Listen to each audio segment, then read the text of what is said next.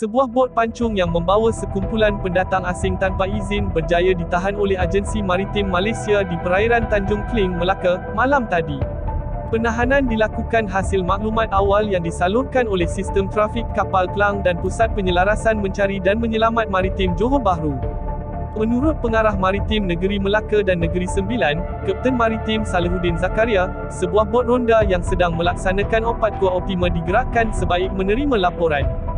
Hasil rondaan berjaya mengesan sebuah bot pancung berwarna biru yang hanyut kira-kira 11 batu nautika barat daya Tanjung Kling sekitar jam 9.25 malam. Pemeriksaan lanjut mendapati bot tersebut membawa 20 orang, termasuk seorang tekong, seorang awak-awak, 18 penumpang lain, terdiri daripada 15 lelaki, 5 perempuan, serta 2 kanak-kanak lelaki. Semua mereka dipercayai warga Indonesia berusia antara 9 hingga 45 tahun. Siasatan awal menunjukkan bot ini dipercayai dalam perjalanan ke perairan Pulau Besar untuk memindahkan penumpang ke bot tempatan, sebelum mengalami kerosakan enjin. Kesemua mereka ditunda ke Jeti Maritim Negeri Melaka dan Negeri Sembilan untuk siasatan lanjut di bawah Akta Imigresen 1959/63 dan Atip Sem. Maritim Malaysia menegaskan, cubaan masuk secara haram bukan sahaja menyalahi undang-undang, malah membahayakan nyawa apabila menggunakan bot usang, sesak dan tanpa ciri keselamatan.